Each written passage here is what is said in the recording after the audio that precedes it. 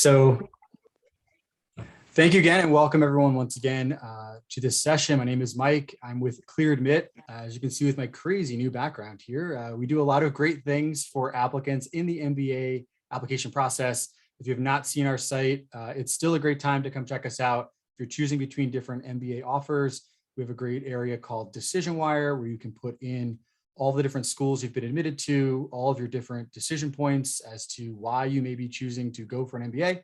And then you can get some great feedback from the community, from our team, from others in the industry on where to go, why, and maybe just kind of nudge you. They give you that final piece of advice you might need to choose.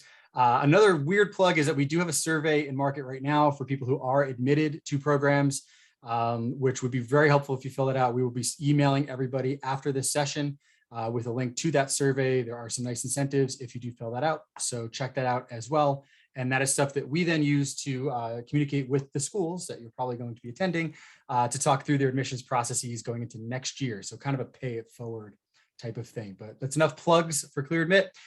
Tonight, we're talking pre-MBA internships with a fantastic panel put together by Juno, who's a great partner of ours, mostly in the financial aid space.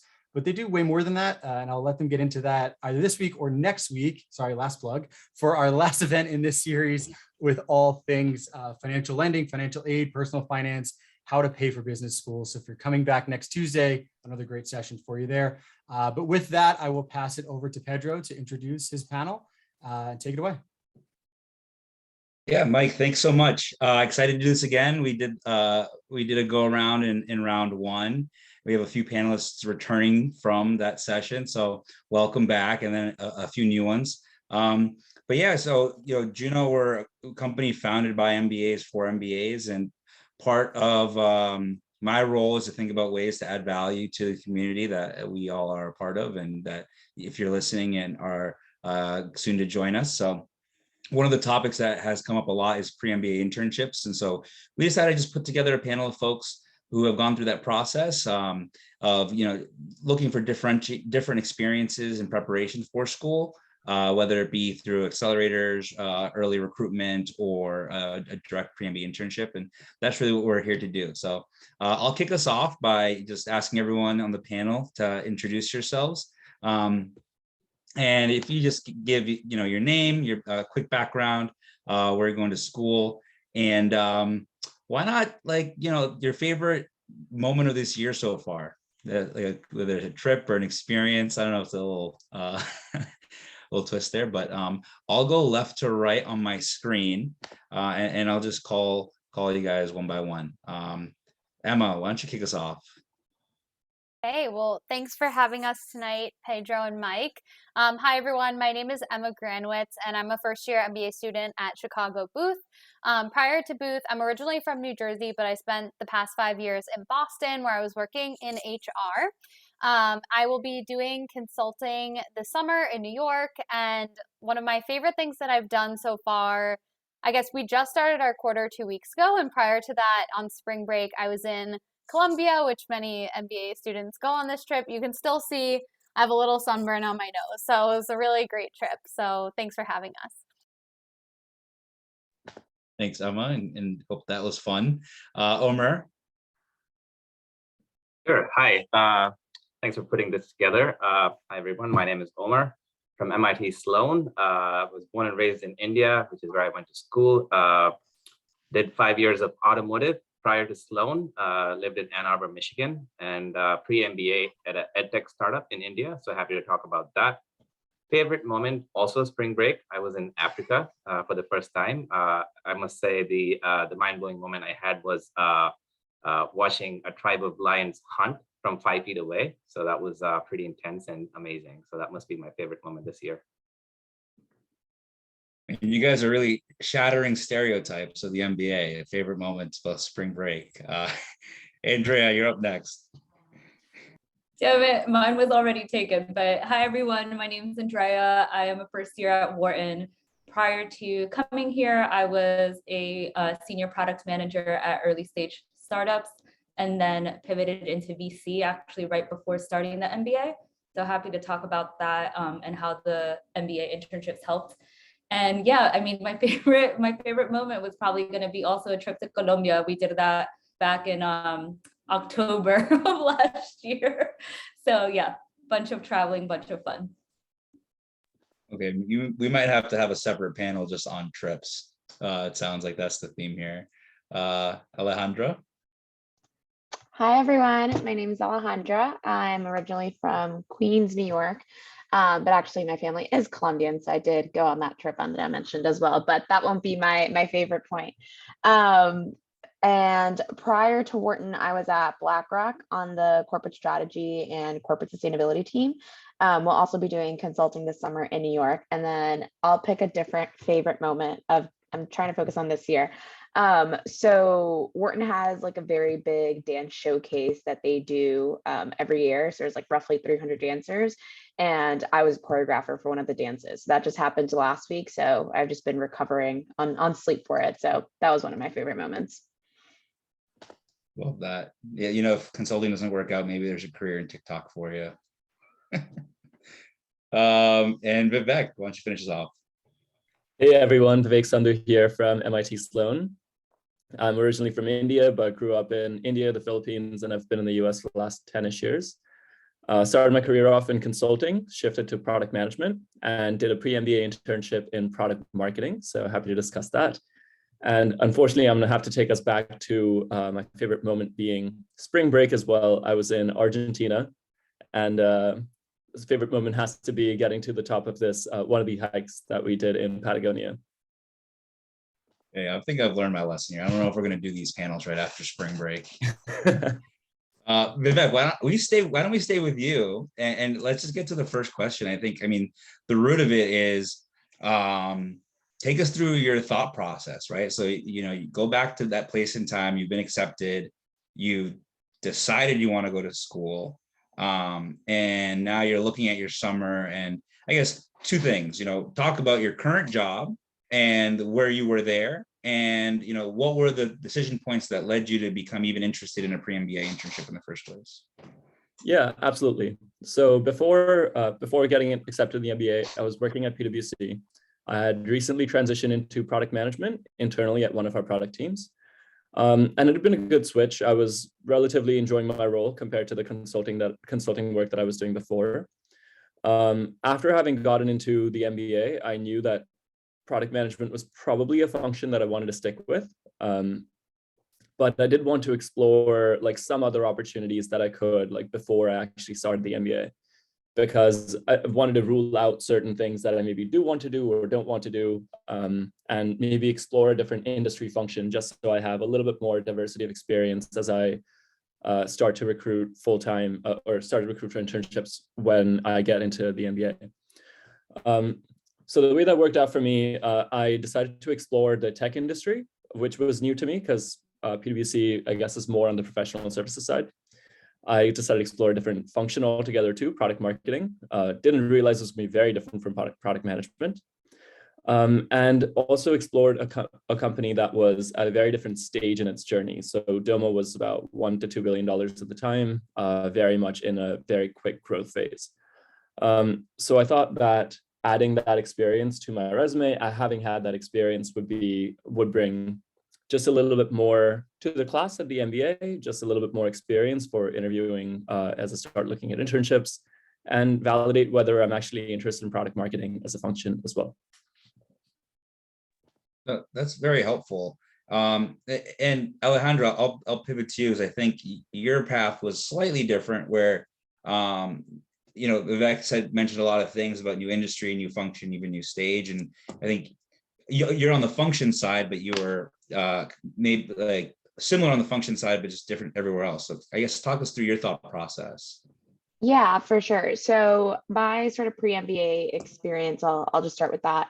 I knew I was going to do consulting at least this summer, which thankfully I got that opportunity, but I knew that was what I was going to do. And so when I thought about pre-MBAs, I was just thinking more about how that was going to set me up for recruiting into consulting, knowing how difficult that was. And so I kind of balanced, do I consider other options to just make sure that I'm not missing out on something that I might want to do, including VC or things of that nature. But again, I knew that I just had to focus on one thing. And so I didn't do a formal like pre-MBA consulting internship, but I participated in a lot of different programs that consulting firms are having. So I did one with McKinsey, did one with BCG, also did one with Bain. I believe a couple of other firms also had it, including Deloitte, Kearney, et cetera. And so I just really like fully just dove into that. I think people were also just very excited at those firms to talk to me because they knew that I was going to be someone who was recruiting. And so they're very open to talking to me, to kind of letting me participate in that. And so I wanted to fully dive into that. And then I also actually, a lot of the firms are also recruiting over the summer before you get onto campus. So I actually recruited for a couple of firms, and I will just caveat it with that. Some of them are only recruiting for diverse candidates, so Black or Latinx candidates over the summer because they want to increase their diversity. But a lot of them, if not all of them, do have like pre-MBA programs to help you get a foot in the door and understand what consulting is and what you should expect when you go into interviews. And you touched on something a bit earlier, which was like you kind of knew the path that you wanted, and it was not the easiest path to get into. And Andrea, I know like your move into VC is also one of those paths that it can be challenging. So I guess how did that play a role in your decision? Yes, so as I mentioned, I had been a product manager and had already been in the startup ecosystem. It wasn't until I actually decided to like quit my job and take some time off before the MBA that I realized that I wanted to pivot into something else. Loved product management, loved it from like a functional perspective, but wanted to learn more about the investing side. So before coming to the MBA, I ended up actually reaching out to like different networks and different people that I knew were in the tech space, and ended up getting an internship at a corporate venture fund called Samsung Next, one of the venture arms of Samsung Electronics. And so was able to make that pivot, stayed with them for quite a while, and then ended up going into a few other internships actually before starting my MBA. And I think coming in, it really just gave me a much clearer standpoint on where I stood of if I wanted to be on the operating side or the investing side. And honestly, I probably wouldn't have had that clarity if I hadn't done the internship, because I would have been torn on whether I should go back and continue working as a PM at a startup, because I do love it so much. But really thankful that I did get the opportunity. Definitely, I think an industry that can seem like a black box. So knowing what the interview process is like now and recruiting for the summertime, I think has just alleviated some of that pressure and some of that anxiety for me. That makes a lot of sense. And I think, Omar, you are a bit of the opposite case as Andrea, where you actually were moving into product as opposed to moving out. So I guess talk us through that decision for you. Sure. So I did my pre-MBA internship at a edtech startup in India as a product manager. For me, the decision came from being split between going into PM or consulting for summer or after MBA. So I didn't know what I wanted to do. So I really wanted to try out the product role and see how I would fit in there. I come from an engineering background. I worked in R&D in both automotive and oil and gas. So I worked in the same function, but in different industries. So I wanted to change into a new function, see I would fit in as a product manager, and also assess my opportunities. Also, this opportunity was great because it was a completely new industry. EdTech, I had absolutely no background in. So it gave me a kind of a taste of consulting where I'd be thrown into new industries, new projects, and you learn very quickly, and also work as a product manager. So I was able to experience a little bit of both worlds. And then I realized I actually enjoyed learning about new industries, applying my knowledge, problem solving. So really wanted to go into consulting coming into MBA. So that confusion was gone. So it worked out great for me. So I will also be in consulting this summer. So everything worked out in that way. So I'm seeing another trend that's popping up here. So very interesting. Maybe there's some correlation in terms of type of person to do a pre-MBA and their proclivity for consulting. Emma, I mean, similar to Omer, you also wanted to look into you're also transitioning functions, and then also looking into like the startup space. It's kind of what led you to your path before Booth. Yeah, absolutely. So similar to Omer, I was also working at an ed tech startup, maybe a little bit different as it was very small, just myself and the founder. And I probably wouldn't have thought about doing a pre-MBA internship, except that Booth has a program called Startup Summer, where about 10% of the class will work with a Booth-founded startup for the summer. And the experiences widely range from, myself and the founder to a team who might have 5 to 10 pre-MBA Booth interns. So a lot of different experiences. And I think for me, I had been working in HR for about 5 years. I was working at a consulting firm, so I knew that that was what I wanted to shift into, was more of a client-facing role in consulting. But I'd always worked at a large company, and I felt like, why not try out working at a startup for the summer, try something completely different. In terms of my role itself, because it was just myself and the founder, I was able to sort of craft the role during my time there. I was there for about 7 weeks. And so the projects that I took on kind of evolved over the course of our time together. And so I kind of did a little bit of product development as we were moving from mainly a B2C product customer base to more of the B2B side. A little bit of marketing and sort of exploration on the PR side for her as well. And then I also spent some time writing an innovation report, doing some research. So a varied experience over the summer. And again, it was really primarily through Booth's startup summer program that got me interested in doing this pre-MBA internship. I'm going to stick with you here. Because it sounds like you had just a jam-packed summer. How did you feel at the end of it? I mean, you just come out of, I think it was BCG, and was there any residual burnout? How did you feel when you left that internship and you're going into Booth? Yeah, it was definitely a busy summer. So I wrapped up my role at BCG the first week in June, and I started my pre-MBA internship the third week. So I had 1 week off, which was really exciting, had nothing to think about, which was first time in a while that happened. And then I'll come back to the experience during the internship. And then I ended on a Friday and I moved to Chicago. I drove from Boston to Chicago like the next week. So it was very condensed in terms of my experience over the summer. But I think what I really enjoyed about the day-to-day of my internship was it was the first time I was able to work more on like the maker schedule, where I wasn't booked back to back with meetings all the time. I had some time in the morning with the founder to talk about what our plans were for the day. And then I really had the rest of the day to use it as I saw fit for the work that I was being asked to do, which was brand new to me. And I think that working style helped me sort of wind down my corporate job and think about how I was going to manage my time as a student as well. So it was definitely a jam-packed summer, but the role was pretty flexible, and it was a completely new environment than what I had seen previously working at BCG. Yeah, so it sounds like the work style played a role into just like limiting your, I guess, energy and mental capacity. Omer, did you have a similar experience? Like how was just shifting functions, like what was the impact on just like your energy levels and motivation going into school? I'd say it helped me out. So in retrospect, I think it prepared me for the uncertainty you would face in a business school.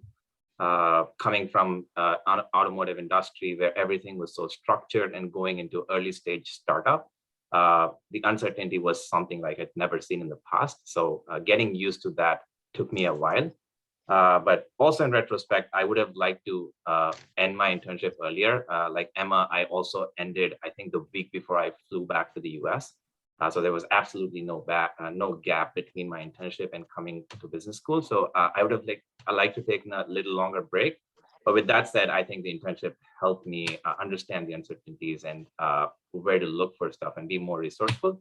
So it prepared me in ways that actually helped me out in my MBA coming in.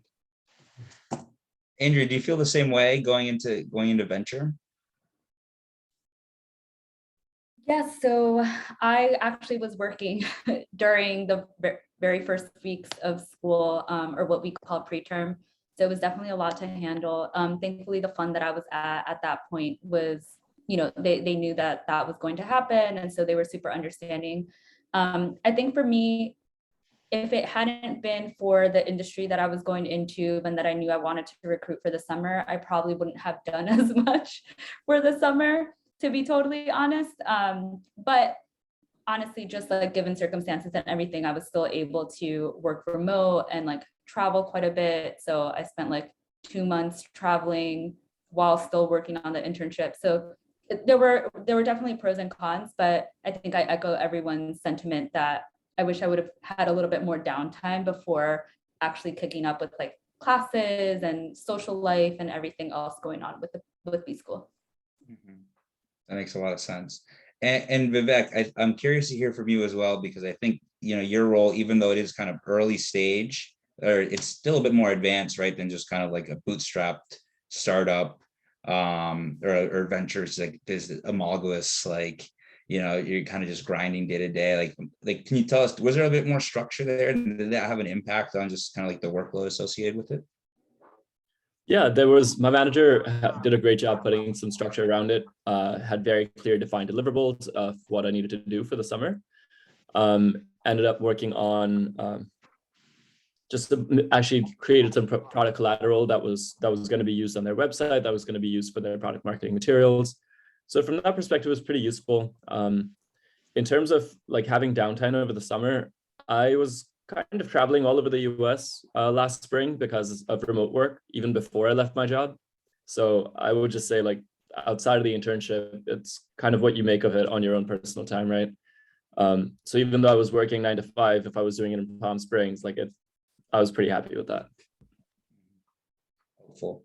And Alejandro, and I know you were actually considering, a VC internship as well on top of recruiting. So talk to us about like kind of the decisions you make, I guess, not to pursue that, and then also like the benefits of just still doing some recruiting, but having some free time.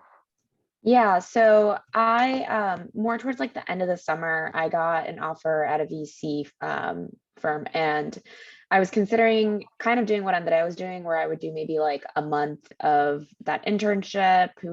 Like, I didn't know really if I would still be working or not. Maybe I would just kind of do it on top of work, and then also considering just like either doing it a month into my first semester or moving that forward.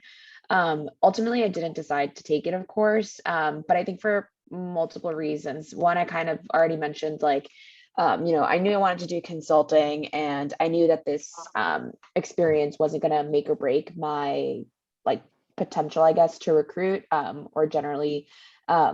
I didn't feel like it really was going to do a huge impact on me, and rather it might just take a lot of my time away, especially from being here my first semester, and things of that nature. But the second thing that I honestly think was the most important is the pay.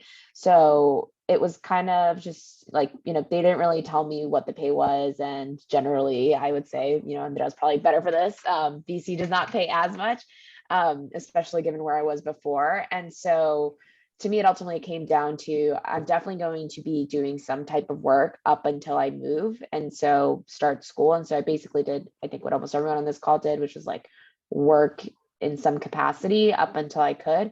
But from a money perspective, for me, it was a lot more important to keep my salary, my benefits, like my medical benefits, all of that, than to kind of take this opportunity. And so I think the last thing too is that I thought, I'm going to walk away from it and I won't have this experience, but they did leave the door open to say, hey, if you want to do like an in-semester, like come back to us, talk to us. And so I think for me, it gave me the confidence that if I did want to pursue some sort of in-semester internship, be it either fall or spring semester, I knew that if it wasn't with this VC firm, I could, go somewhere else and hopefully try and find something that at that point, obviously the money would have to be something I didn't really consider as much. And you, it's like I gave you notes because you're setting me up perfectly for the next question that I had, which was on leaving your job.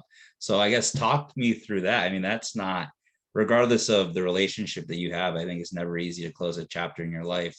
How how did you think about that? And did that change at all as you were looking at your summer plans? And like, what was kind of the lead time and what did you do to kind of save that, not save the relationship? I'm sure it was great, but so you just maintain those relationships while you're moved on to school. Yeah, I know. I think most of the attendees here, already applied and have heard back and such. But so I say that is because if you've ever applied to business school, you know that you obviously need recommendations and you need to, take the GMAT, and it just takes a lot of time. One thing that helped in my perspective in terms of just like the time I spent doing all of that is that I was working from home. And so I could just, if I was not doing something super important that day, I'd be like doing GMAT prep and stuff. But I mentioned that is because on the recommendation front, I did ask my current manager and someone else on my team to do it. And so my team was pretty aware of the fact that I was hopefully going to get into business school and was going to leave within, 8 months or whatever it was at that point. And so they're pretty on top of it, but I did keep it more so a secret, I would say, from my peers, because it felt like to me that was a little bit weirder than telling my managers, because my managers were supportive of it. But if you kind of like tell everyone you're waiting for something, then they're just going to be asking you about it and things of that nature. So moving forward, I got into business school round 2, decided I was definitely going to go. And then I started telling people individually one-on-one, because I think they just appreciated that, especially again, more senior people and just people that I thought I was closer to as coworkers. Ultimately, and my job kind of just let me decide like when I wanted to leave, because for them it was just so natural. And I made the decision to stay on, again, pretty much last minute. I think I left end of July and then we started maybe mid-August. So I had like 2 weeks in between, but I was traveling and doing other things that kept me busy. I decided to stay on because I figured this is the last time I'm going to get an income, like, a steady income for 2 years. Summer honestly doesn't count because it's going towards everything I've already spent. And so I stayed on because I just thought, hey, like my team thankfully wasn't giving me that much work. Like I was just still working from home and I felt like it was just the right thing for me to do at the time. So I know a lot of people have different experiences on telling their managers, telling their teams, and maybe they're not supportive of such, but thankfully my experience was pretty easy in that front. No, it's like it's a little pitch for BlackRock. We'll have that in. Great company culture like that. Vivek, how was your experience at PwC? I mean, also a very large organization, also maybe some, depending on the manager, some challenges there. And then the compensation is another part too. I'm especially curious to hear about and those trade-offs associated there. Yeah, absolutely. I think PwC as a firm is fairly used to turnover in general, I'd say, and also not a stranger to having people leave for MBAs. My manager that I directly worked with knew that I was going to be leaving most likely about 6 months before. And by the time I was ready to leave, I told people about like maybe 6 or so weeks in advance. And I think generally everyone was very supportive, pretty much left the door open to me if, there was anything they could do to help me out in the future. So overall, very positive leaving experience, I'd say. In terms of compensation, I'd echo Andrea in saying that I was looking to get paid for the summer, just to keep a little bit of a salary going. And so that was nice. My internship, I think, met pretty much typical product marketing rates for MBA interns in the market. And so it wasn't a decision factor for me at all. I would have done it unpaid, honestly, but it was nice that they offered, and I definitely took it up with them. No, and that's something I definitely want to continue to go down, because I think when you're moving from, BlackRock, PwC into kind of like trying and testing new things, there are less standard, like defined standards around things like compensation and work product too. So Omer, if you want to touch on that, like working at an ed tech startup, like, I'm sure you're leaving, a very stable salary and entering, like, were you negotiating at all? Was that a conversation? Was that something that even played a role in your decision? Talk us through that. Sure. Similar to what Vivek said, actually, until after I started, I didn't know it was a paid position. I thought it was unpaid. So that was a bonus. but they actually were paying very well compared to the market rates in India for a pre-MBA internship. So I didn't actually want to negotiate. It was a great opportunity for me to learn a lot of things. I was reporting to the founder at the startup. So I was getting all the mentorship from the founder and also getting a chance to work in a new industry, in a new function that I had never done. So there were a lot of takeaways for me, and the financial benefit was obviously a bonus. But with that said, going back, coming from a steady income, I actually wanted to take the risk and leave the job before I actually could have. So I saw this opportunity as a 3-4 month window where I can spend some time with my family in India. And at the same time, everything was remote. So that was another bonus for me. So I didn't have to work from wherever the startup was located. I could work remotely. So I could spend time with my family while also work for the startup. So it worked out in different ways. But yeah, like I said, I didn't know it was a paid internship until after I started. So That's always a great surprise. And don't tell your negotiation professor about that, I guess. I guess, yeah, not. And Emma, I think so. In your case, I mean, did you have a bit more context, given it was kind of like this a school-led endeavor, and was there any sort of wiggle room, maybe not on salary, but just other sort of expectations aligned with the role that influenced your decision to leave BCG? Yeah, so I really wanted to try something new for the summer. And so with that, I was willing to give up some of the compensation. So through the Startup Summer Program, students do receive a one-time check from the school that it's funded through Booth.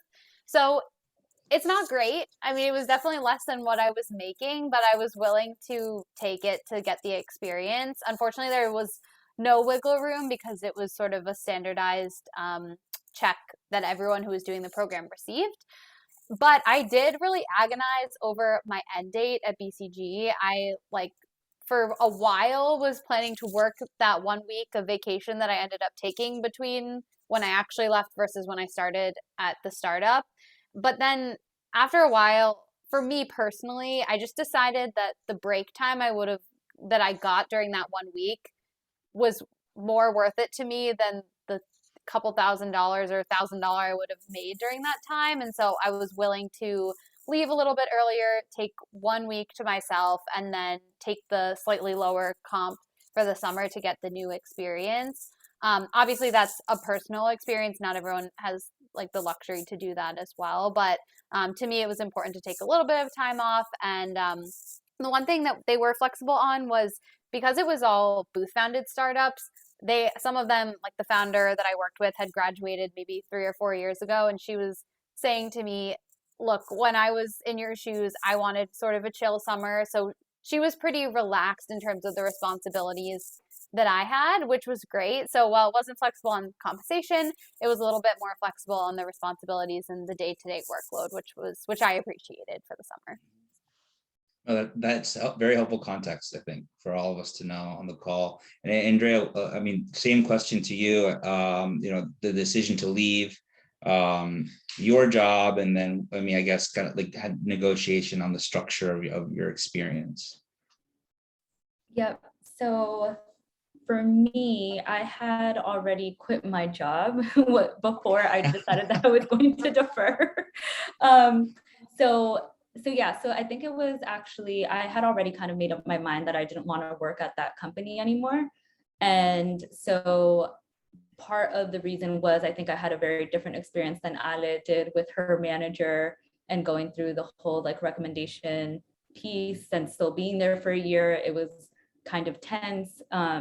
And so when I decided to defer, they knew about that. And so they actually asked me to stay on. But because I was already in the mindset of I need a change and I need to do something different, even if it doesn't mean starting school right away, I decided to still move forward with quitting.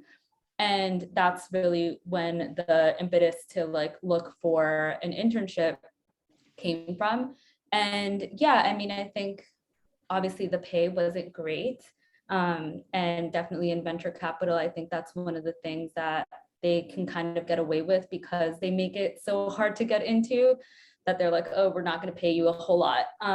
But thankfully I had 2 bosses who were they were Wharton grads. They were also ex-MLTers, which is Management Leadership for Tomorrow. So a program that I did over the summer in order to prepare for my MBA.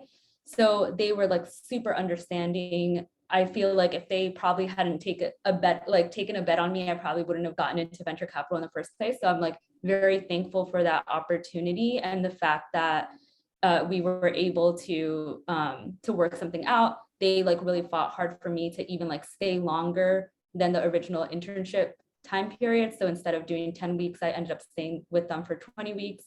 And it just kind of catapulted my career in VC, to be honest. So definitely worth it from like a long-term perspective. I think if I were thinking about it from a short-term perspective, then yeah, like it sucked to not get paid a salary. It sucked to like be spending time over the summer instead of, you know, doing other things. But because of that, I feel like I've found it easier to recruit now. Yeah, and I love that kind of giving us the pros and cons and knowing that, you know, one, you can reflect on the experience and consider it a net positive, which aligned with your earlier thoughts, and then two, acknowledging the areas where it might not be for some people, right? And you spoke on something I do want to ask about, which is that word finding a pre-MBA internship. So you decided you wanted one, you're complete dove in. How did you go about looking for one? And what was that like recruiting process like? So I would say that the first one was almost like perfect timing. I came across it through a network, reached out, was like very fast turnaround in terms of getting hired. After that though, because it was only 20 weeks and I thought that I needed to fill up my summer with like more of these experiences and not have a complete like 1 year gap on my resume. I ended up just like really leveraging my managers and the network that they were providing to me during that internship to meet other people in VC, to do other types of programs. So I ended up doing a scout program as well, where I like met some other pre-MBA people that were like exploring VC at the time. From there, I did like another program that placed me into a different fund. So I was honestly having to hustle the entire year that I took off because I wanted to make sure that I made the most out of it. But I would say like relying on my network quite a bit. And Emma, I know that you had a different experience because it was so school-led, but maybe you just talk us through kind of what that structure looks like. I mean, there's still some steps that you need to go through, and maybe you can give us an idea of like what were the hurdles to kind of go, how competitive it was, and like how you positioned yourself to get the role. Yeah, so the application process was pretty standardized. So basically, students who were interested got early access to the career portal that Booth uses for full-time students and evening weekend students, just all students in general. And we had the opportunity to double click on summer internships and kind of just look through all of the opportunities. Like I mentioned before, they were super varied. So a lot of different roles you could easily apply through the system. Sent like a couple cover letters, but mostly just put the MBA resume that I had put together out there and heard back from a few companies around the, I think like March, April, May timeframe was the major kind of range of when I was looking at roles and interviewing. I did a couple of interviews, but I really liked this one founder specifically. She kind of made me an offer on the spot, and I just kind of accepted it there. So the process was fairly standardized. I think at Booth, if you want to do startup summer, you can get an opportunity. It was not super competitive, especially since the pool was all incoming Booth students. So I would say if it's something that you want to do and you're headed to Booth, it's definitely something that is achievable. And I think I mentioned this earlier, I think maybe around 10% of the class does it. So it's not a huge group as well. Sounds like the vibes are definitely on between you and the founder. That's always great when you find someone that, you know, you just click with and can work with really well. So I have a similar experience at Juno. So it's just, it's cool to just go with your gut and that kind of stuff. Alejandra, I know that you also need a bit more structure there, but I think a lot of people here are interested in going into consulting. And I know this type of recruiting is a bit different, but please just talk to like the general process of getting a head start on the consulting track for recruitment? Yeah, I'll focus on like the getting started piece because to your point, I didn't participate in normal recruiting for consulting. It sounds like a couple people on the call might have done it. But so from a prep perspective, even when I wasn't doing the programs, I actually got a head start on just casing. So I had heard from a lot of people to actually not start casing as early, like before getting onto campus. And it was kind of where everyone was telling me. I'm happy I didn't listen to that though, because then basically the like all the firms were just doing these programs last minute. And so I believe two of them at least, they emailed me and they're like, hey, we'd like to interview you within 2 weeks. And so thankfully I had already gotten a head start on that since like May. And I was just doing like, okay, what are frameworks? What are this? There are a couple of resources online.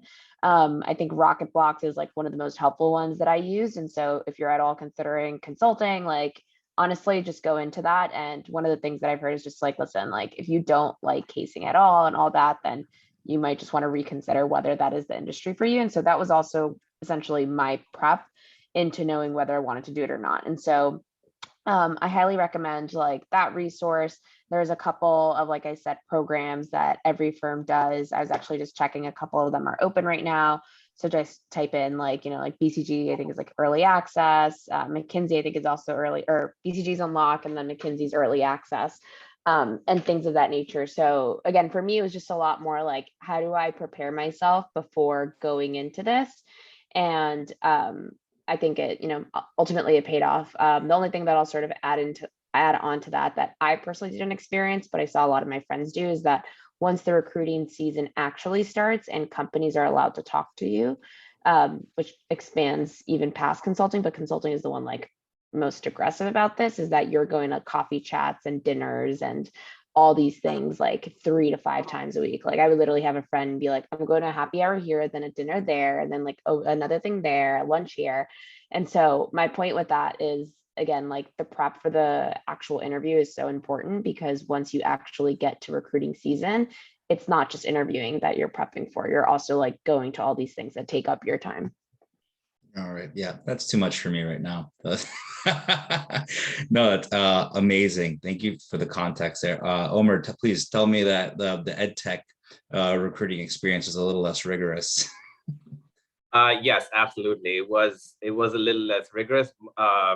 It was all over the place. It was chaotic for sure, but it was a little less rigorous for me, especially. I had one thing that I knew I wanted to do. I wanted to work in India. Because I also wanted to spend time with my family at the same time. So finding an opportunity was not easy for me, because a lot of opportunities I ran into were all based in the US, which is where I was based back then. So I stayed very active in some of the affinity WhatsApp chats from all the schools. So I was lucky I got into a few schools and I stayed on the WhatsApp chats until the very end. I didn't leave them even after I made a decision to join Sloan. So it was actually from, I believe, Kellogg's WhatsApp chat. I found this opportunity and I reached out and the founder scheduled a call with me, went great and offered the role right on the call. So it worked out great in the end. But going into consulting, I took the traditional path for consulting recruiting. So I didn't actually start casing until late October, early November. So that experience came in handy, understanding how different industries work, what are the synergies. Again, sorry for throwing that in. I think the case prep is still in my head. But yeah, it came in really handy. And I would say just understanding how to problem solve when you're faced with a problem that you have absolutely no clue how to solve is something I learned from my internship, and it came in super handy when I was doing consulting recruiting, and it worked out. Luckily. Super helpful context, Omer. So I'm realizing that we're a bit over time here. So Vivek, I think I had a final wrap up question. Maybe you just take us there. Just last words of advice. What's now that you have this experience, it's in the rearview mirror, and you have some time at school. What's one thing that you're glad that you got to experience out of that internship, and one thing that you might have done differently? I feel like that's pretty hard. All right, so I'm definitely glad I did it. I think it's important to know why you're doing the internship before you actually commit to doing one. Like if it's just for the salary, it may be worthwhile to just kind of continue growing at your current job. But if you want to explore a new industry, if you want to change geographic locations, I think that's kind of some of the reasons that we all did it for. Then I think it's totally worthwhile. And then I think something else to keep in mind is that it doesn't necessarily have to be a great experience for you to find value out of it. You may not enjoy it, and that's totally fine. That's one thing that you don't want to do, and one thing that you may want to spend less time on when you actually get to school. So I think for me personally, that was a pretty good learning. Haven't been applying product marketing roles.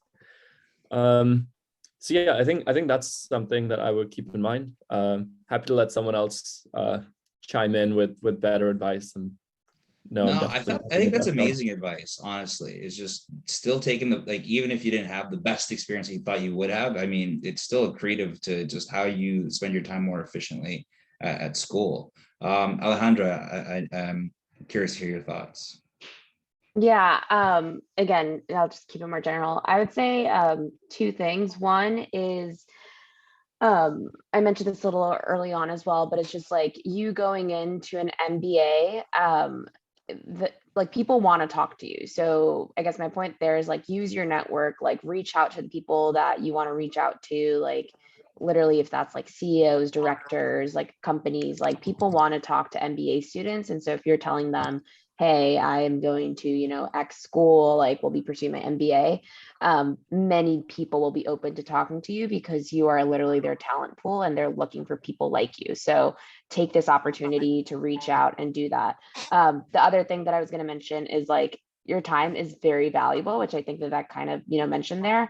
So whether it's thinking about pre-MBA or even the things that you're going to do in business school, make sure that you make a list of what's important to you and what you prioritize. And so when I say your time is valuable, I also don't mean go do every single opportunity, but if having time for yourself, having time to have that week that Emma mentioned is super valuable to you, have that time when you're in business school to get dinner with your friends versus take an end semester internship, whatever it might be.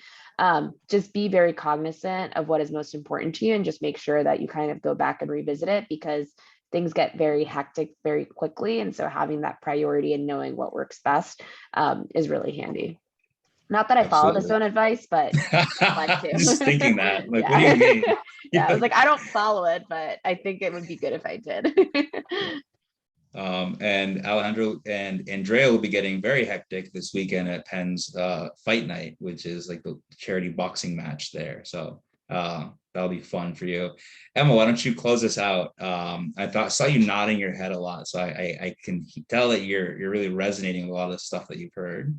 Yeah, I won't add anything too much on top of what's been said because I think really great advice from everyone. The only thing that I will say that carries through from the MBA application into the internship and also your experience in school is just to run your own race and know that everyone's experience is very different. So everyone needs different things out of a pre-MBA internship. I think depending on the role that you take on, whether it's with a early stage startup or a VC fund or more of a structured process like Alejandra, your experience is going to be different. And so just know that you don't need to compare yourself to others and you'll get out of it kind of what you make of it as well. So that's the last thing that I would add. And if you do have any other questions, again, feel free to reach out. Happy to chat. Yeah, absolutely. That goes, I think for me as well. I mean, I did a pre-MBA internship at Juno, and now I work here full time because I deferred for a year. So if you have any questions with the pre-MBA or recruiting, Juno is actually looking for pre-MBA interns. So that's a nice little plug there as well. Guys, you guys are free to hop. I know we're 10 minutes over. I'm going to stay on just for a minute or two if anyone has any questions. Hopefully this session was helpful to you. We do have one more session left, and that's financing your MBA. So talking about budgeting, talking about travel, tips and tricks on how to make the most out of your experience, credit card points, 401k, 529 plan, that stuff. Then that's next week. So highly encourage you to join. If if you're thinking about how to pay for your MBA, and it has some questions associated there. But other than that, we hope this time was valuable for you. It certainly was for me. And thank you very much.